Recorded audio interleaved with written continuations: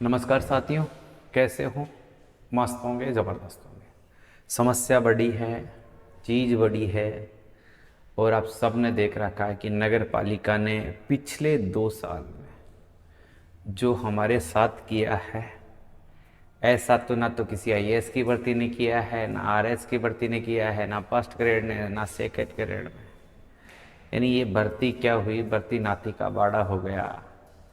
एक राजनीतिक मुद्दे को लेकर ये चीज़ें इतनी घूमी हैं कि हर किसी के लिए एक बड़ी समस्या बन गई है। दोस्तों, 2018 में भी भर्ती हुई थी, 2012 में भी भर्ती हुई थी, मगर चुपके से हो गई, किसी को ज़्यादा कानो कान खबर नहीं लगी। कारण था, नियम स्पष्ट थे, चीज़ें स्पष्ट थी, जो काम कर रहे थे नौकरी लग रहे थे, जिनके पास अनुभव प्रमाण पत्र थे नौकरी लग रहे थे। मगर अब इस भर्ती को एक ऐसा प्रारूप दे दिया गया, ऐसी व्यवस्था दे दी गई कि भर्ती दिन में दिन कठिन होती जा रही है और 23,820 पदों के लिए मात्र 9400 आवेदन आए हैं अब तक। विडंबना है। और अब इस बीच एक बड़ी खबर निकलकर सामने आई है, सारी बात करूंगा। वीडियो लंबा होगा तो पूरा सुनिएगा, पूरा देखिएगा, क्योंकि नगर पालिका की जो अपडेट हमने दी है, जो जानकारी हमने दी है, आप सब विश्वास करते हैं, ये आपका प्यार है और वैसे भी हम जेन्युइन और अच्छी बातें ही करते हैं। अब देखो, मैं बात करता हूँ। पहली चीज़ है, बच्चों की सबसे ज़्यादा बात है, गुरुजी ये अनुभव प्रमाण पत्र में परिवर्तन हो सकता है क्या? तो अभी तक का जो नगर पालिका का, डीएलबी विभाग का या स्वायत्त शासन विभाग के जो मंत्री जी है, उनका रवैया देखा जाए ना, उनकी बात देखी जाए ना, तो मुझे नहीं लगता कि इसमें कोई परिवर्तन होगा या इसमें परिवर्तन करना लाजमी भी होगा।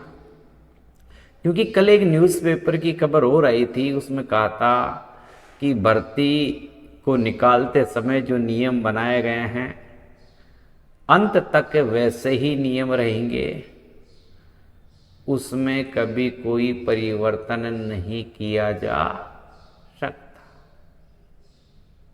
उसमें कभी कोई परिवर्तन नहीं किया जा सकता। मुख्य चीजें तो ये है। अब देखो भाई साहब, तो भाई साहब अगर परिवर्तन नहीं होगा ना, अगर परिवर्तन नहीं होगा तो मैं आपको 100% यकीन दिलाता हूँ, आधे से ज़्यादा पद खाली जाएंगे। यानी 23,820 में से आधे पद कर दो, लगभग 11,500 पद तो खाली जाएंगे और 11,500 पद भरे जाएंगे। समझ रहे हो? अब सरकार क्या चाहती है, किस प्रकार से चाहती है, क्यों चाहती है, ये तो सरकार जाने। नियमों में हुआ है बड़ा बदलाव, पीएफ प्लस ईएसआई वाले ही होंगे पात्र। अब देखो, इसके लिए क्या है कि आपका पेमेंट वेतन से आना चाहिए, आपका पीएफ कटा हुआ होना चाहिए, उसकी रसीद होनी चाहिए, उसमें बैंक डिटेल भी होनी चाहिए कि आपका तब तब ये पीएफ कटा है। वो सारे डाटा हो, यानी अनुभव प्रमाण पत्र बनाने मात्र से आपका काम नहीं चलेगा। आपके पास उसका बैंक स्टेटमेंट होना चाहिए, यानी वेतन ऑनलाइन होना चाहिए। ऑनलाइन वेतन के साथ साथ आपकी क्या है भाई साहब, पीएफ और ईएसआई कटी हुई होनी चाहिए। अगर ये चीज़ें हैं, यानी अनुभव प्रमाण पत्र, पीएफ की रसीद और बैंक स्टेटमेंट, तो ये चीज़ें आपके पास होगी तब ही आप इस कार्य को कंप्लीट कर पाओगे, अन्यथा अनुभव प्रमाण पत्र की वैधता से आप भाई साहब बाहर हो जाओगे। आप देख सकते हो, इसका प्रमाण आज का न्यूज़पेपर भी है और कल का न्यूज़पेपर भी है। 2 दिन से लगातार न्यूज़पेपर में यही खबर है और यही बात है कि इन लोगों के अनुभव प्रमाण पत्र ही मान्य किए जाएंगे। तो देखो भाई साहब, यहां देखो, इन समस्याओं के चलते नहीं हो पा रही है अनुभव प्रमाण पत्र। मैं बड़ा कर देता हूं आपका, इन समस्याओं के चलते जो चीजें हैं मैं आपको दिखा देता हूं। आप एक बार इस चीजों को समझने की कोशिश करना, ये आपको बिल्कुल अच्छे से दिखाई दे रही होगी। और इन चीजों को आप समझना कि क्या हुआ है। इन समस्याओं में चलते जारी नहीं हो पा रहा है अनुभव प्रमाण पत्र। वेतन जमा, यानी एक तो वेतन आपका बैंक में होना चाहिए। ईएफ कटौती, ईपीएफ की कटौती की जानकारी नहीं मिल पाना। अनुभव प्रमाण पत्र जारी करने के लिए निकाय की तरफ से सफाई कर्मचारियों के उनके खाते के बैंक स्टेटमेंट की मांग की गई है। एक तो बैंक स्टेटमेंट, और बैंक स्टेटमेंट में जो पीएफ कटा हुआ है उसकी जानकारी, ताकि उसके खाते में जमा वेतन और ईपीएफ कटौती के आधार पर उनका सत्यापन किया जा सके। ठीक है, सत्यापन वहीं हो जाएगा। लेकिन कई सफाई कर्मचारियों के खाते में ईपीएफ कटौती व वेतन जमा की जानकारी नहीं मिलने के कारण अनुभव प्रमाण पत्र जारी नहीं हो पा रहा है। कि किसी का वेतन ऐसा नहीं था कि दैनिक मानदेय पर था या सीधा ही ठेकेदार दे रहा था, और उसका रिकॉर्ड तो मौखिक रूप से या वास्तविक रूप से है, मगर बैंक में उसके खाते स्टेटमेंट नहीं है, तो वो पात्र नहीं होंगे और वो उनका अनुभव प्रमाण पत्र भी मान्य नहीं किया जाएगा। यानी अनुभव प्रमाण पत्र को जो मान्यता दी जाएगी ना, वो आपके बैंक स्टेटमेंट से मैच करके दी जाएगी कि इसका ये कटा है या नहीं कटा है, इसको वेतन ऑनलाइन मिला है या नहीं मिला है, वहां मैच होते ही आपका अनुभव प्रमाण पत्र मान लिया जाएगा। है, वेतन कटौती की जानकारी नहीं मिलने के कारण अनुभव प्रमाण पत्र जारी नहीं हो पा रहा। ऐसा इसलिए क्योंकि कई सफाई कर्मचारियों को ठेकेदार द्वारा नियमों के विरुद्ध नगद भुगतान किया गया। यानी ठेकेदार पूरे पेमेंट को अपने खाते में डाला लेते और उनको नगद दे देते, तो उनका ईपीएफ का पैसा खुद खा जाते थे। समझने की कोशिश करना। नगर निकायों को आर्थिक स्थिति सुदृढ़ नहीं होने की वजह से ठेकेदारों को भुगतान नहीं हो पाता है, और जिसके कारण ठेकेदार खाते में पैसा जमा करवाने के बजाय नगद भुगतान कर देते थे। नगद भुगतान होने के कारण उनके खाते में वेतन भुगतान की जानकारी नहीं मिल पा रही है। इसी स्थिति में ईएफ की जानकारी, कई सफाई कर्मचारियों के खाते में ईएफ कटौती की जानकारी नहीं मिल पा रही है। ऐसी ये जानकारी नहीं मिल पा रही है तो आपका अनुभव प्रमाण पत्र नगर पालिका जारी भी कर देगी ना, तो भी आप बाहर हो जाओगे। तो भी आप क्या हो जाओगे? बाहर हो जाओगे। आवेदन देरी से प्राप्त होना। सफाई कर्मचारी भर्ती को लेकर नोटिफिकेशन जारी होने के 1 माह बीत जाने तक अनुभव प्रमाण पत्र को लेकर बहुत कम आवेदन आया है। आप सभी को पता है 23,820 पदों पर मात्र 9400 आवेदन आए हैं अभी तक। अनुभव प्रमाण पत्र आए, अंतिम तिथि नजदीक आवेदन शुरू हो गए थे। दीपावली पर्व पर कार्यालयों की छुट्टी थी और इस कारण इसकी जो है फॉर्म भरने की तिथि अब 20 नवंबर कर दी गई। यानी फॉर्म भरने की तिथि भी बढ़ा दी गई है। फॉर्म भरने की तिथि भी बढ़ा दी गई, तो ये बड़ी समस्या थी। अब देखो, इस समस्या का एक हिस्सा मैं ये भी दिखाता हूं आपको। यहां पर देखोगे तो यहां नतीजा क्या रहा है इसका। चूरू जिले में 10 निकायों में से 1241 पद है। यानी चूरू जो है वहां 1241 पद है, और वहां अनुभव प्रमाण पत्र कितने बने हैं?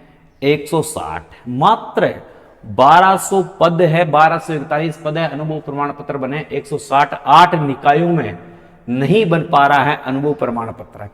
आप एक चीज और देखोगे, इस चूरू जिले में अनुभव प्रमाण पत्र के आवेदन करने वालों की संख्या 341 है, जिनमें से महज 141 को ही अनुभव प्रमाण पत्र मिल पाया है। बाकी को क्यों नहीं मिल पाया? क्योंकि उनके डाटा नहीं है।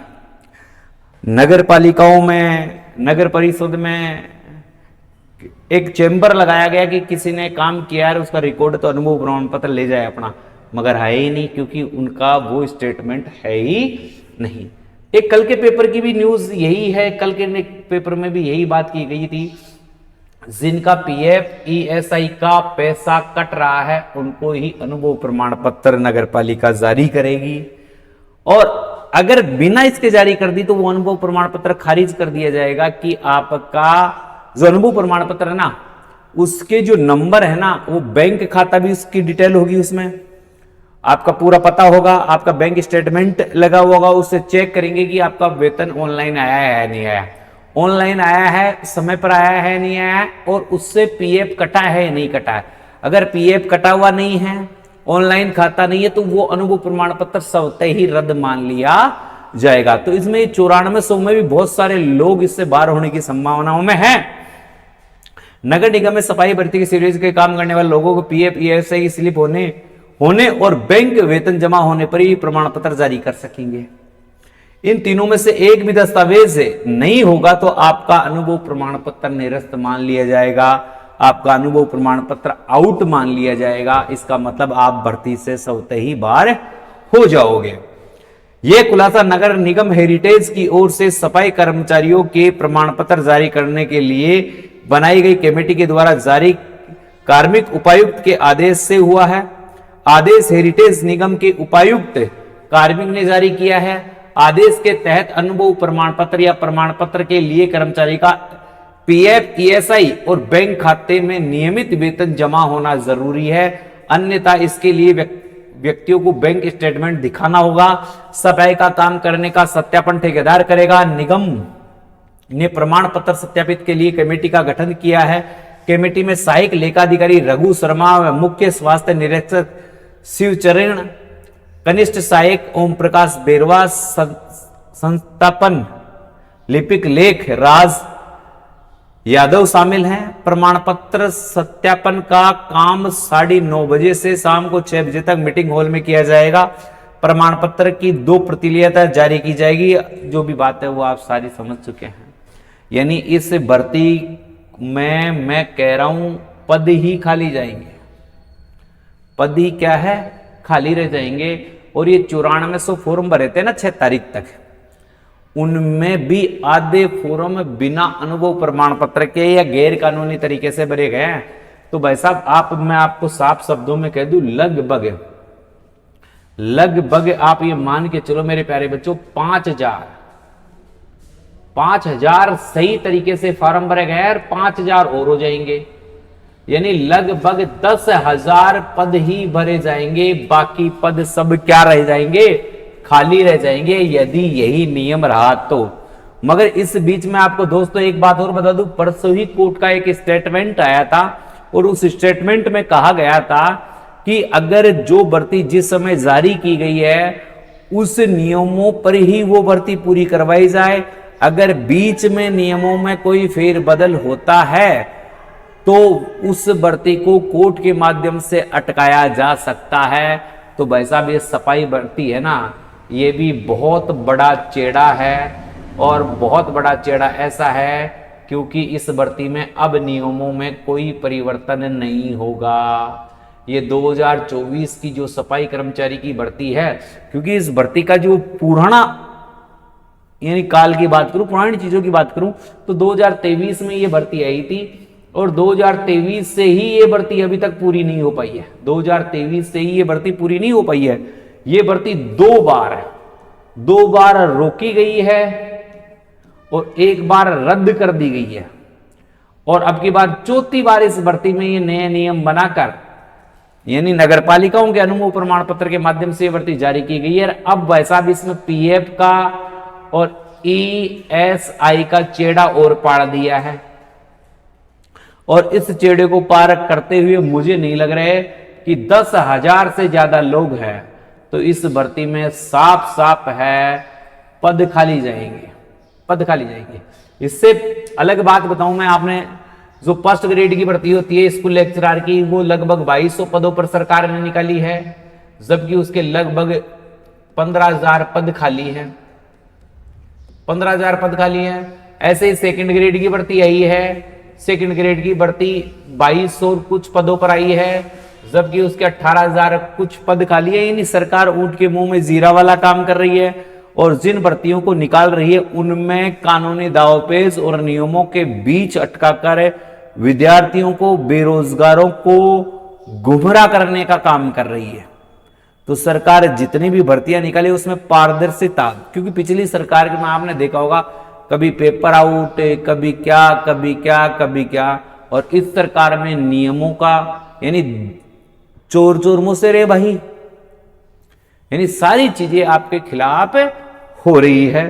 तो वैसा भी इसमें यही है। अब कुछ लोग यूट्यूब पर कह रहे हैं एक बार तुम फॉर्म तो भर दो, बाद में देखो फॉर्म के आवेदन की अंतिम तिथि क्या है 20 नवंबर, तो वो कह रहे हैं आप फॉर्म तो भर दो। भाई क्यों जल्दबाजी कर रहे हो, क्यों भर दे फॉर्म, अंतिम तिथि तक इंतजार करो। यदि परिवर्तन होता है परिवर्तन होता है तो ठीक है, नहीं अंत में भरो, आज ही मत भरो कि आज भर दो आप बिना अनुभव प्रमाण पत्र या फर्जी अनुभव प्रमाण पत्र से भर दो और अनुभव प्रमाण पत्र में एडिटिंग का ऑप्शन ही नहीं आया तो क्या करोगे रे भाई। और 15 तारीख को पता चला कि पैटर्न चेंज हो गया भाई साहब, और कुछ ऐसी चीज दे दे जो आपके अनुकूल हो जाए और फिर आप भर नहीं पाओ, क्योंकि 21 नवंबर से 5 दिसंबर तक इसमें संशोधन है। फॉर्मों में क्या किया जा सकता है, संशोधन किया जा सकता है। तो अब संशोधन के किन किन में होगा वो उसी समय पता चलेगा, अभी बताया नहीं तो अभी फॉर्म भरने की जरूरत नहीं है। 19 और 20 नवंबर तक भाई साहब इंतजार करो, किसी भी कोई भी मोटे ताजा टकले फकड़े के चक्कर में मत हो हैं। सीधे रूप से कहूं, अभी गलत तरीके से फॉर्म कोई नहीं भरेगा, भरेगा तो भरेगा, अगर फॉर्म भरेगा तो वो कुछ ना कुछ अपने आप में भरेगा, तो उसके लिए वो बुरा रहेगा। किसी टकले के चक्कर में मत आ जाना, ध्यान रख लेना। 19-20 नवंबर तक इंतजार करो और अंतिम समय पर आप देखना कि कोई संशोधन नहीं हो तो उस समय मैं आपके लिए अलग से वीडियो बना दूंगा, अलग से बात बना दूंगा कि आपको अब करना क्या है, आपको अब करना क्या है। तो किसी भी छोटे मोटे चोरे छपारे जिनको कुछ पता नहीं है, किसी दूसरे की वीडियो देख के वीडियो बना देते हैं, कह दो तुम तो भर दो फिर बाद में संशोधन में देख लेंगे। अरे बाद में क्या देखोगे, आज तक ही नहीं देख पाए। संशोधन वाले में आएगा या नहीं आएगा उसका आप थोड़ा ध्यान रखना। अभी जिनका जेन्युइन अनुभव प्रमाण पत्र है, नियमों से अनुभव प्रमाण पत्र उन्होंने बना रखा है, वही फॉर्म लगे, गलत तरीके से कोई भी फॉर्म नहीं लगाए, यही मेरा आपसे कहना है। ठीक है, वीडियो पर नया है, चैनल पर नया है तो चैनल को सब्सक्राइब कर लें, वीडियो को प्रत्येक बंदे तक शेयर करें कि सही सूचना और सही तरीके से चाहिए। अगर आपको और भी कोई जानकारी चाहिए तो भाई साहब मैंने एक अपने नंबर दे रखे हैं 98 87 64 60 20। इन नंबरों पर आप मुझे व्हाट्सएप मैसेज लिखना, केवल सफाई, क्या लिखोगे, सफाई 2024 इतना मैसेज करोगे तो आपके पास रिप्लाई में एक मैसेज आएगा जिसमें मेरे टेलीग्राम का लिंक भी है और मेरे व्हाट्सएप चैनल का लिंक भी है। उन दोनों को आप ज्वाइन कर सकते हो, जो आपको अच्छा लगे। आप टेलीग्राम चलाते हो, टेलीग्राम, व्हाट्सएप चलाते हो तो व्हाट्सएप चैनल चलाते हो तो ठीक है, तो उसको ज्वाइन कर ले। उसको ज्वाइन करने के फायदे क्या हो गए, ये जितनी भी मैंने पीडीएफ पीछे लगा रखी है या कोई सूचना आती है तो मैं तुरंत उस पर डाल देता हूँ, क्योंकि वीडियो बनाने में टाइम लग जाता है, और हो जाता है, मैं आपसे मिल पाऊँ नहीं मिल पाऊँ, तो वहां पर तमाम सूचनाएं मैं आपको देता रहता हूँ। और भी कोई समस्या है उसको अभी आपका समाधान मैं वहां बताता रहता हूँ। तो इन नंबरों पर मुझे व्हाट्सएप मैसेज कर देना, जो रिप्लाई में लिंक मिले उसमें व्हाट्सएप चैनल और टेलीग्राम चैनल ज्वाइन कर लेना। ये आपके लिए विशेष चीज थी। मेरे हिसाब से आप समझ गए होंगे सारी बातों को, और सारी बातों को समझ गए तो चलते हैं भाई, इसी के साथ अलविदा चाहते हैं। एक नए वीडियो में कल फिर से मिलेंगे, इसी के साथ अलविदा है। जय हिंद, जय भारत। जाते जाते लाइक करके वीडियो को